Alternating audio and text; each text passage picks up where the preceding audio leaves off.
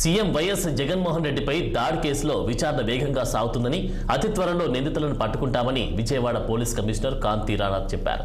Case దర్యాప్తు పురోగతిని ఫోటోలు, వీడియోల ద్వారా వివరించారు. ఎన్టీఆర్ జిల్లాలో 22 కిలోమీటర్ల మేర సీఎం బస్సు యాత్ర కొనసాగిందన్న సిపి మొత్తం 1480 మంది పోలీస్ సిబ్బంది బందోబస్తు విధులు నిర్వహిస్తున్నారని తెలిపారు. బస్సు యాత్ర వెంబడి మొత్తం 40 రోప్ పార్టీలు ఏర్పాటు చేశామని, traffic, APSP teams, dog squads, access control సిబ్బంది కూడా పనిచేశారని చెప్పారు. బస్సు యాత్రకు అడ్డంకులు ఉన్న చోట్ల ప్రోటోకాల్ ప్రకారం కరెంటు నిలిపివేశామన్నారు.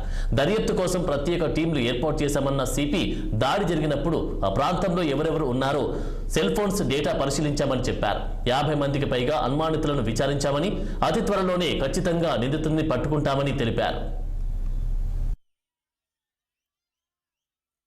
వివేకానంద స్కూల్ తర్వాత గంగారాంబ టెంపుల్ అటువైపు అక్కడ రీచ్ అయిన సందర్భంలో ఒక వ్యక్తి ఒక రాయిని విసరడం జరిగింది.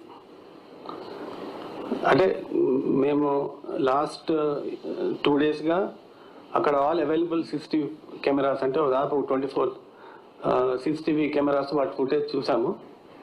వాటి రెలవెంట్ అన్ని డౌన్లోడ్ చేయగా దాంట్లోంచి ఇన్ఫర్మేషన్ ప్రకారం తర్వాత అక్కడ చాలామంది సెల్ ఫోన్స్లో కూడా వీడియో రికార్డింగ్స్ చేశారు.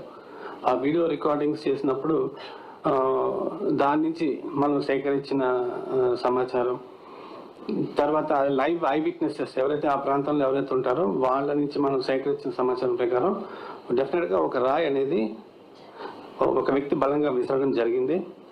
అది సీఎం గారికి ఎడం వైపు, అంటే సీఎం గారు వెళ్తుంటే లెఫ్ట్ సైడ్ నుంచి ఒక వ్యక్తి ఒక రాయిని విసరడం జరిగింది.